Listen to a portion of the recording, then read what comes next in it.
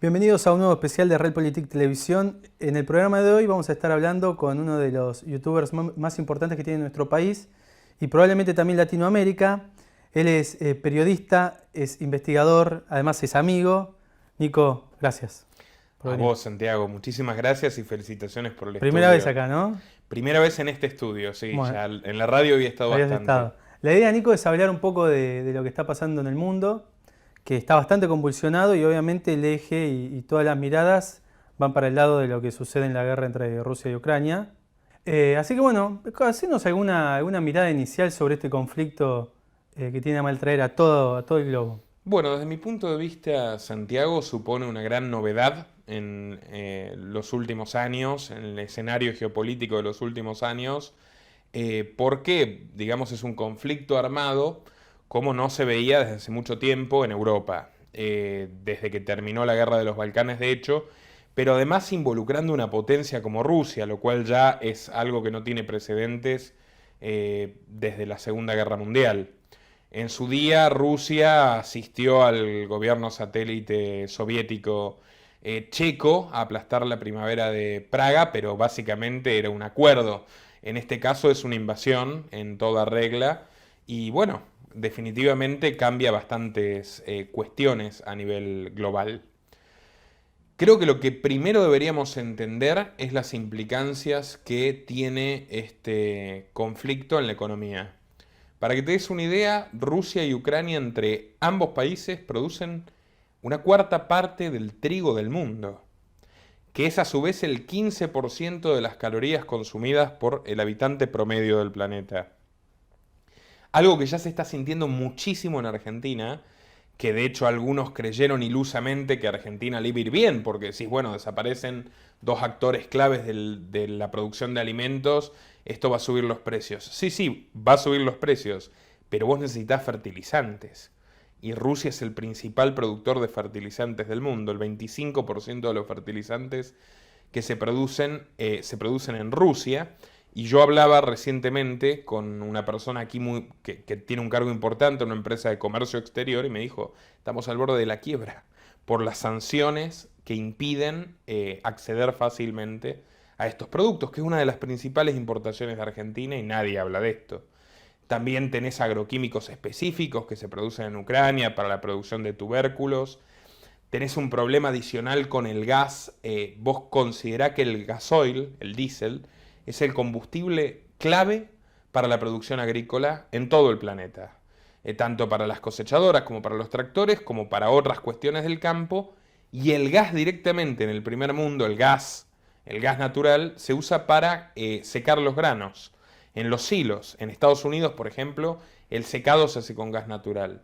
Ahora, cuando vos tenés todas estas commodities comprometidas completamente en este cruce entre sanciones, guerra, las llanuras ucranianas, que son las más fértiles de Europa y que alimentan a buena parte de Europa, inundadas como parte de una estrategia militar para frenar el avance de los tanques rusos, con una perspectiva de que no puedan volver a la producción de alimentos que ostentaban durante al menos 5 años, la presión que hay sobre el precio de los alimentos es inmensa.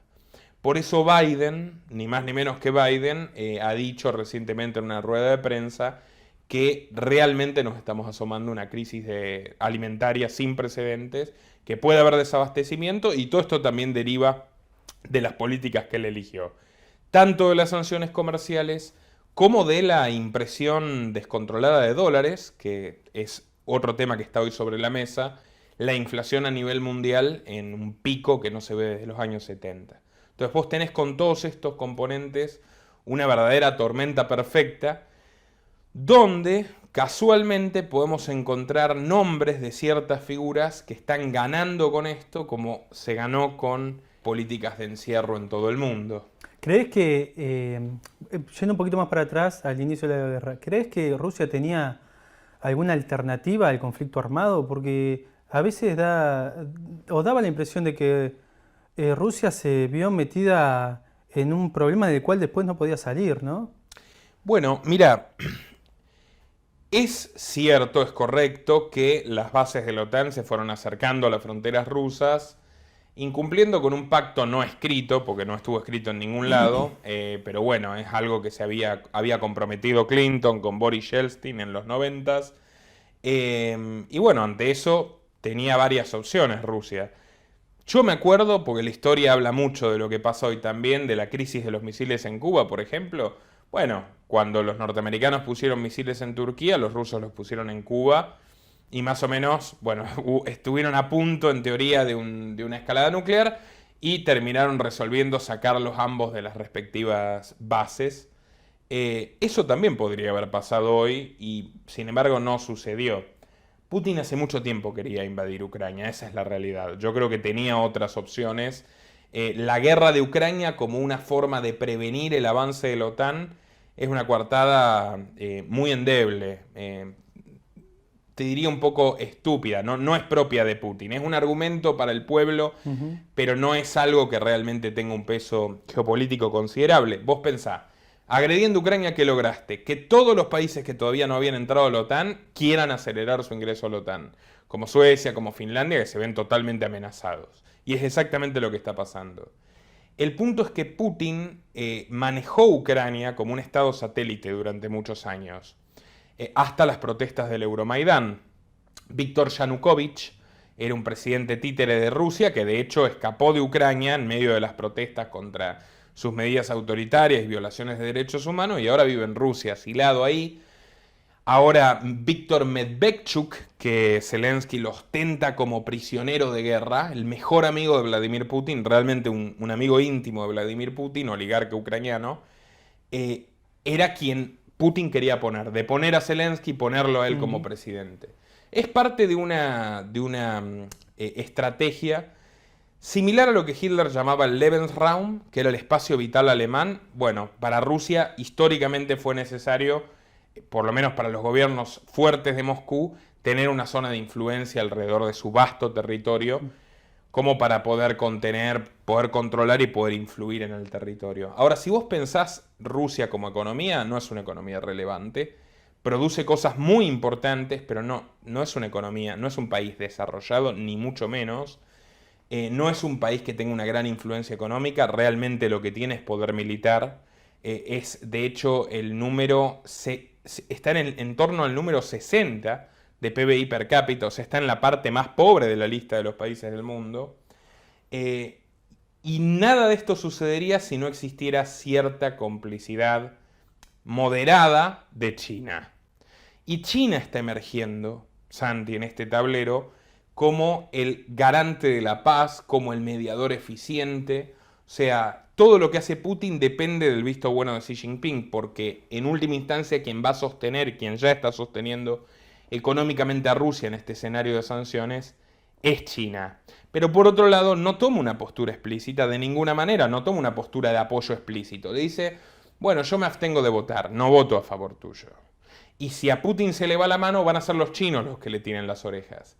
Y esto demuestra, digamos, que hay una potencia hegemónica nueva, que es China, que ya no solo es económica, que ya no solo es el principal cliente de América Latina, incluida Argentina, que ya no solo es el principal acreedor del mundo, que es el principal acreedor de Estados Unidos, China, o sea, son los mayores tenedores de bonos del tesoro, de deuda norteamericana, sino ya también es un actor geopolítico preponderante, que no tiene tantas rencillas como Estados Unidos y se sienten con razones llamados a reemplazar a Estados Unidos como la gran potencia mundial. Y están en eso.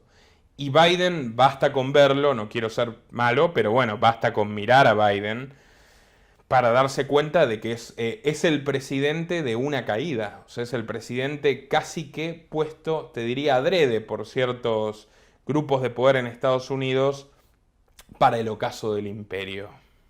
Y eso creo que bueno, va a reconfigurar lo que será el mundo en los próximos años.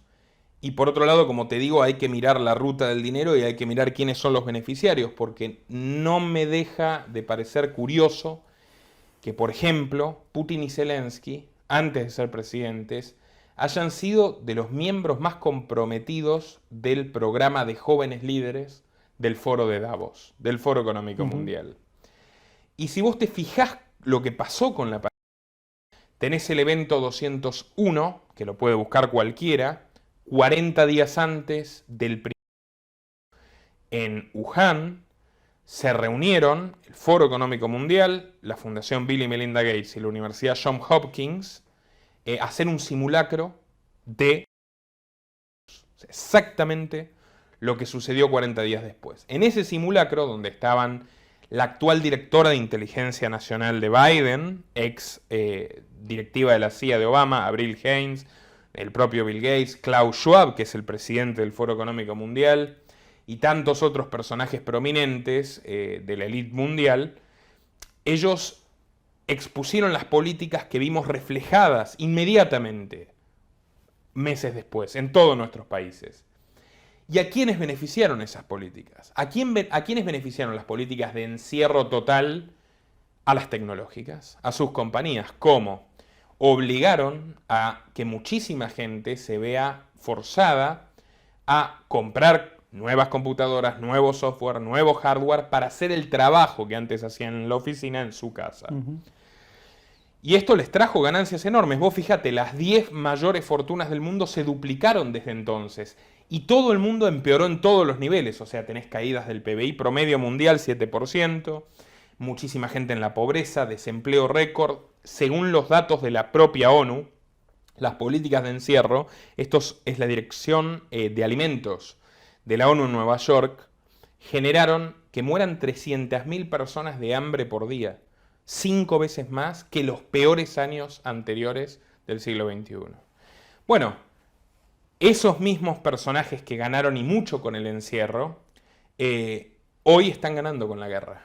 Algo de lo que no se habla lo suficiente, que ha sido mencionado por algunos diarios económicos como El Cronista, como Ámbito, es que en el último año, como si supieran lo que iba a suceder, Bill Gates y otros personajes han vendido acciones en muchísimas empresas y han ido a lo más primario, que es la tierra. Hoy Bill Gates es el mayor terrateniente de los Estados Unidos. Y tienen proyectos de todo tipo, como por ejemplo el de la carne artificial, que acá nos suena como, bueno, esto es futurista, esto es otro planeta, pero no está tan lejos. O sea, en España ya hay medidas que ha tomado el ministro de Consumo, Alberto Garzón, por cierto, proveniente del Partido Comunista, para restringir el consumo de carne vacuna en el nombre del medio ambiente. Bueno, ahora vos tenés una presión real sobre el mercado de la carne. ¿Por qué? Te lo puede decir cualquier ganadero argentino. El 90% de lo que comen las vacas son granos. Entonces, si vos tenés una presión enorme sobre los granos, que es lo que está ocurriendo por los fertilizantes, por el gasoil, etc., también vas a tener una presión enorme sobre las vacas. Y todo termina redundando en forzar cambios del estilo de vida, que es de lo que se tratan los programas de la Agenda 2030 de las Naciones Unidas. Acá tenemos a la embajadora Tolosa Paz, que la conocen muy bien. El gran reinicio del Foro Económico Mundial. Son proyectos de planificación económica mundial que se basan en catástrofes para acelerar estos cambios, que tienen unos pocos ganadores y unos muchos perdedores. Lo mismo con las energías renovables. Ahora, con esta crisis energética que tenés por haber retirado del mercado mundial a uno de los principales productores de petróleo y gas, que es Rusia, tenés un nuevo incentivo para las energías verdes. Ahora, ¿cuál es el problema de las energías verdes? Que son carísimas. O sea que no estamos preparados para adoptar energías verdes reemplazando las energías fósiles. Y lo que vos ves hace muchos años es, por ejemplo, la Breakthrough Energy Ventures, que es la coalición de Gates, Bezos, Soros y Mark Zuckerberg de energías renovables, que va desembarcando en sectores estratégicos al mismo tiempo que tiende puentes con los legisladores o con los ministros. Ejemplo en Argentina. Antes de la cuarentena, febrero, esto está en el suplemento Technology del Cronista Comercial, un mes antes exactamente, se posicionaron en el litio jujeño. Hicieron una inversión de millones de dólares en el litio jujeño. A precio de regalo. Tan solo 2 meses después, el HSBC decía, el litio se ha disparado el 100% en su valor, es el oro blanco, y ellos ganaron muchísimo. También lo habían hecho en Chile y en Bolivia. El triángulo Argentina, Chile, Bolivia tiene la mayoría absoluta, el 80% de las reservas de litio a nivel mundial. ¿Por qué subió el litio? Por las políticas de encierro que dispararon el aumento de demanda de baterías, de teléfonos y de computadoras. Bueno, como hicieron esto con el litio, lo están haciendo con las energías renovables, lo están haciendo con los productos agrícolas, están posicionados accionariamente en Monsanto. Y este tipo de centros, de los cuales no se habla mucho en los medios argentinos, estos centros de consenso de grupos de poder, como el Foro de Davos, el Foro Económico Mundial, son dos formas de llamarle a lo mismo, tienen un poder decisivo. Yo te empezaba diciendo, bueno, evento 201 y la pandemia. ¿Cuál fue el último simulacro que hicieron? Cyber Polygon, el año pasado. Lo que dijeron que iba a ser un apagón mundial. Un simulacro de apagón, de ataque informático mundial. ¿Dónde lo hicieron? ¿Cuál fue el país host, el país que los alojó? Rusia. Y vos decís, ¿Putin es un enemigo de Occidente? Bueno, depende de qué parte de Occidente. Porque, por ejemplo, Henry Kissinger, secretario de Estado norteamericano, una figura insigne de estos lobbies, que ha puesto dictaduras, la de Videla, la de Pinochet, ha sido un personaje clave en el entramado de muchas medidas que tomó Estados Unidos durante décadas, que fue consultor de Bush con toda la cuestión del terrorismo, de la guerra de Irak. El presidente en activo que más veces ha recibido a Henry Kissinger oficialmente es Putin, y lo considera un gran vocero suyo. Lo considera una voz autorizada para hablar de lo que Putin quiere en Occidente. Y él mismo dice que Klaus Schwab, quien dirige el Foro de Davos, es su amigo personal hace 30 años. Y todo esto es cierto. Entonces decís, ¿cómo puede ser que los dos bandos tengan personas que los enlazan, intereses que los enlazan? Y bueno, de eso se trata en gran medida lo que nos viene sucediendo hace mucho tiempo. Zelensky, y esto es un dato que lo pueden profundizar mirando mi documental, tengo uno sobre Putin y uno sobre Zelensky, que son los más vistos en castellano en YouTube en este momento. Zelensky también es un personaje construido. O sea, Zelensky no era un gladiador antirruso cuando llegó al poder.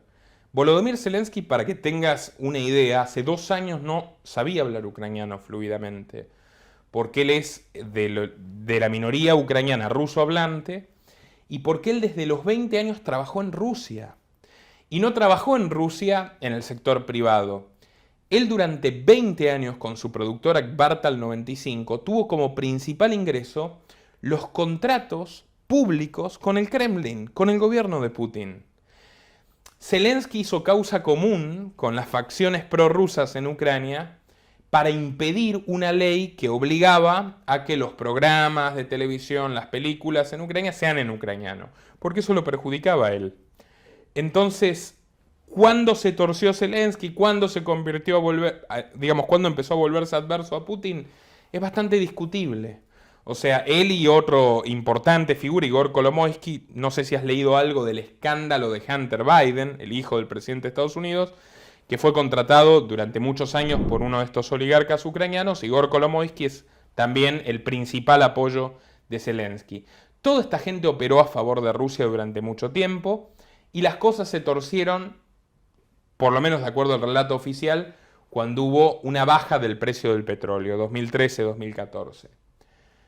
Cuesta mucho distinguir realmente qué es lo que está en juego, qué es lo que está ganando cada uno. ¿No? Exactamente. Zelensky tenía un gobierno destruido, o sea, completamente estaba en la ruina, estaba al borde del juicio político cuando estalló la guerra.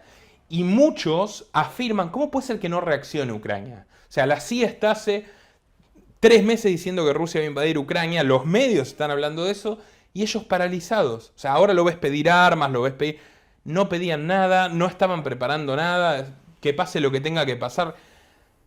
Y de repente se convierte en un héroe nacional, internacional, que, miren, este era un cómico mediocre hasta hace 3 años y ahora es el mejor presidente ¿Vos crees del que mundo? a raíz de los informes que hiciste vos, que ese punto en común entre ambos en el Foro de Davos tiene algo que ver con lo que se está viendo ahora? Sí, yo creo que sí, yo creo que tiene algo que ver. Porque, como te digo, si vos analizás las cosas que están pasando, no guardan demasiado sentido con lo que podría esperar cualquier analista que asuma que esto es un enfrentamiento convencional. ¿A qué me refiero?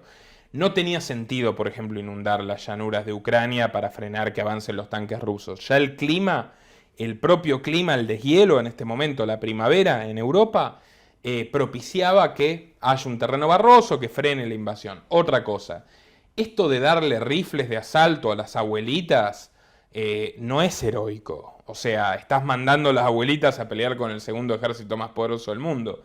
Los van a liquidar. O sea, parece como que realmente querés que haya más muertos civiles. Ahí está la prohibición a que los varones salgan del país. Hay muchas... vos, digamos, valorás la estrategia militar ucraniana y es inexplicable que les vaya bien si no, digamos, si no tocas otras variantes del conflicto.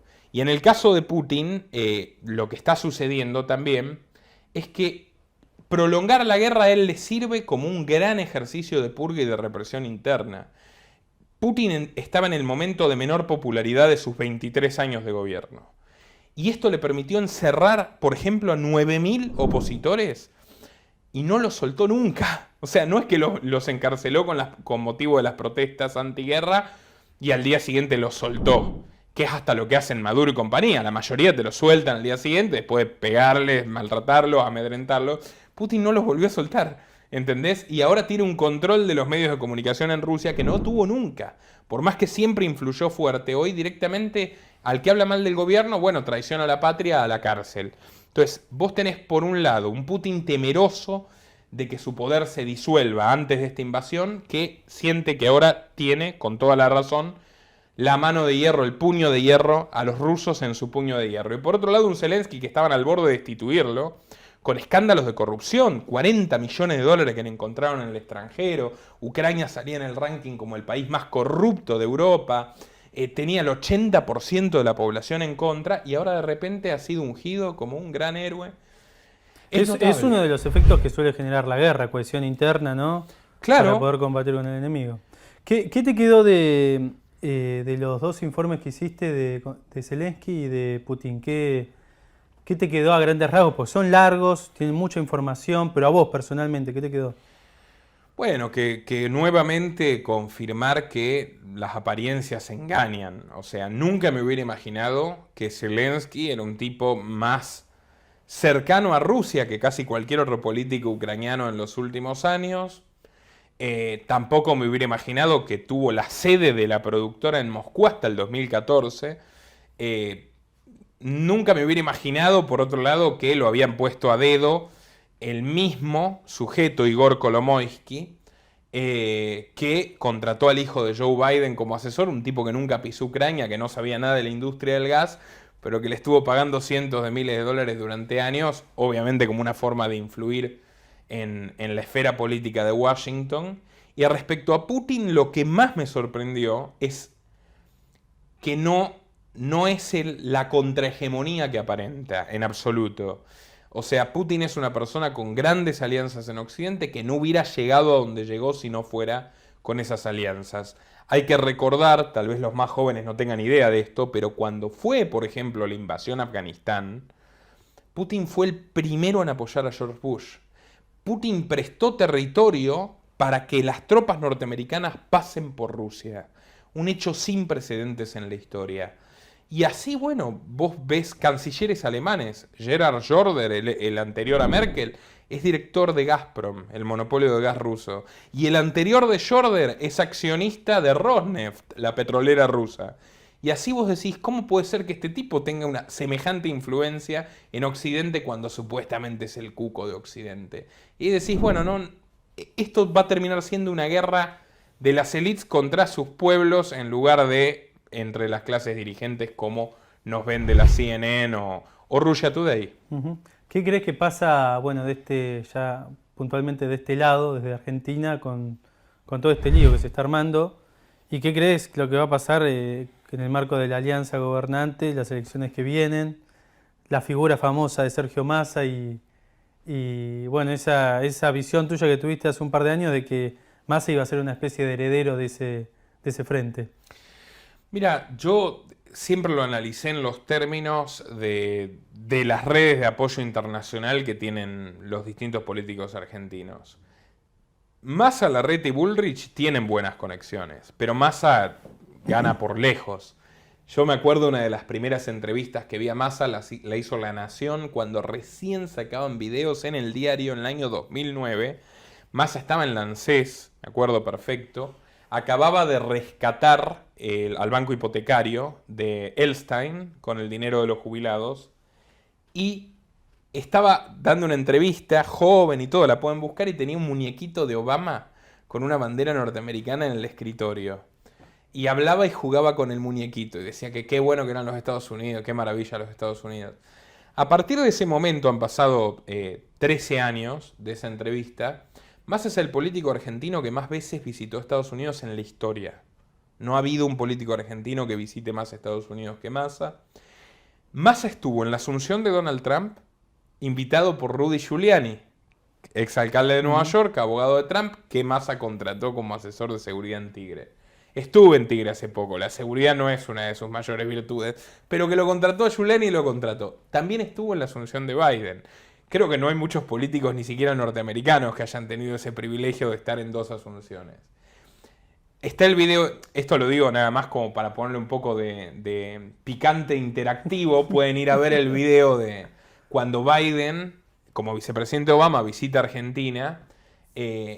Fíjense, están Macri y Massa. A Macri lo ignora y a Massa está ahí contento con... Massa está en el Wilson Center, Massa está en el Council on Foreign Relations, que es el principal think tank de relaciones exteriores de Estados Unidos, y tanto Massa como Bullrich también, son miembros del Instituto Nacional Demócrata, que es el aparato de lobby oficial más importante del Partido Demócrata en Estados Unidos. Las conexiones que él tiene, de hecho la reunión que tuvo Cristina con el embajador Wallace, hace poco la orquestó él, las conexiones que él tiene superan por mucho las que cualquier otro político puede tener, tienen mucho que ver también con Manzano, que aunque ahora vive en un palacio en Suiza, José Luis Manzano, no deja de ser un oficioso lobista en favor de Massa y le ha sido retribuido con ni más ni menos que con la energía eléctrica, ¿viste? Que se quedaron con la energía eléctrica, Billy Manzano. Bueno, va a ser interesante ver lo que pasa en el próximo año. Yo veo muy debilitado el oficialismo, o sea, incluso si yo fuera Massa me pensaría dos veces si ser el candidato de una coalición de este tipo, pero no hay que olvidarse de un factor que he hablado acá también en rendición de cuentas en la casa, cuando me entrevistaron, que es el vínculo entre Massa y los libertarios, entre comillas, que empezó con Espert en el año 2019 y que se mudó, incluso incidiendo en la pelea entre Espert y Milei, a Milei. Habría que indagar, por ejemplo, de dónde salió Ramiro Marra. Eso te iba a decir. Habría que indagar quién es Ramiro Marra, cuáles son los vínculos de Marra con la contabilidad del Frente Renovador, por ejemplo. Vamos a terminar encontrando de dónde salió el dinero por el cual Ramiro Marra adquirió el sello del Partido Libertario en la capital federal. Son bastantes interrogantes abiertos. ¿Por qué se pelearon Milei y Espert? Había ahí un contrato, porque ellos mismos hablaban de contrato en sus círculos íntimos. Obviamente era un contrato formal, pero un contrato que se rompió. ¿Pero qué decía el contrato ese? Y había un contrato para que Milei sea candidato de Espert, con una serie de condiciones, incluyendo económicas, que se lo terminó llevando el viento con la aparición de personas vinculadas a Sergio Massa. Carlos Maslatón es uno. Carlos Maslatón... No sé qué le pasó a ese hombre. Es un gran personaje. Yo creo que Maslatón es uno de los grandes showman de Argentina. No hay que subestimar que estuvo involucrado de todas formas en un escándalo muy interesante, el de Patagón, la estafa de $200 millones al Banco Santander a principios del año 2000, la mayor de la historia argentina. Pero bueno, dejando eso de lado, Maslatón es un hombre muy cercano a Massa. Desde el 2013 que lo asesora en criptomonedas, que se junta por distintas razones, probablemente sea un financista de Massa. El propio Maslatón explícitamente ha dicho que en más de una ocasión que es el futuro para que la Argentina se derechice. Entonces, vos imaginate este escenario. ¿Quién pierde más con una candidatura de Milei a presidente? Que se sostenga como candidato a presidente. Yo creo que definitivamente Cambiemos. Sí. O sea, si Milei terminara acompañando a Bullrich o a Macri o lo que fuera, bueno, podría ser decisivo. Es otro cantar. pero parece bastante convencido de ser un candidato autónomo, y esto podría incidir muy fuertemente. Si llegaran a una eventual segunda vuelta, Massa y Larreta. Yo no creo que Milei apoye a Larreta. Y conozco bastantes personas de ese círculo, los conozco hace años, fui uno de los fundadores del primer partido liberal libertario, y es más, vos podés analizar las declaraciones públicas de Milei, te vas a dar cuenta que prácticamente jamás le ha pegado a Massa, su relación con Massa es cordial. La mayoría de la gente del equipo de Milei de repente aparece en reuniones en la oficina de Marco Labaña en el INDEC, cosas inexplicables. Y a Larreta lo tiene como el mayor de los enemigos. Entonces, andás a ver si no va a terminar siendo una estrategia muy poderosa y muy fructífera la de esta tercera fuerza antipolítica para facilitar los intereses del señor Massa. Pero bueno, está todo muy abierto todavía. Puede haber todo tipo de fracturas, de peleas. Veremos qué ocurrirá. Lo que sí me sorprende es que ahora tantos medios barajen la cuestión de Massa y no lo hayan hecho antes. O sea, yo vengo hablando desde el 2020 de esto, pues me parecía bastante evidente que Massa y Fernández operaron siempre como una dupla, y el favorito fue Massa. O sea, históricamente fue Massa, el favorito de los medios. Vos acordate que el jefe político de Fernández era Massa. Sí. Distintas circunstancias se conjugaron para que Massa le vaya mal con ese cambio que tuvo, ¿viste? Ventajita, le dicen los macristas, ese cambio que tuvo de pasar de aliado oficialista, opositor, para terminar estando él por debajo en el organigrama que Fernández. Pero en términos generales, digamos, si vos mirás la foto amplia, siempre Massa ha sido el favorito. Y no solo de la élite internacional, por mucho, también de la local. Acordate, no sé, los Bulgeroni, Bridas, no sé, tantos bancos, Elstein al que le rescató el banco, Irsa, gente muy poderosa, Vila y Manzano. Esa foto con Vila en el casamiento de Vila, que vergonzosa también, otra muy representativa, que Vila lo agarra por atrás a Massa hace una pose. No tiene ningún reparo en ningún disimulo. O sea, yo creo que es una persona que tiene todos los apoyos necesarios para llegar a la presidencia. Nico, gracias. A vos, Santi, muchísimas Un gusto. gracias. Nuestro trabajo depende de tu apoyo. Para que siga siendo posible, realiza tu aporte desde tan solo $3 por mes a través de Patreon, en los enlaces que figuran en la descripción o en el comentario fijado. También podés hacerlo vía Bitcoin o desde la opción Unirse de YouTube. Y si estás en Argentina, elegí el medio de pago de tu preferencia a través de Mercado Pago. Quienes nos apoyen en Patreon desde $5 mensuales tendrán acceso a análisis, entrevistas, conferencias y documentales exclusivos.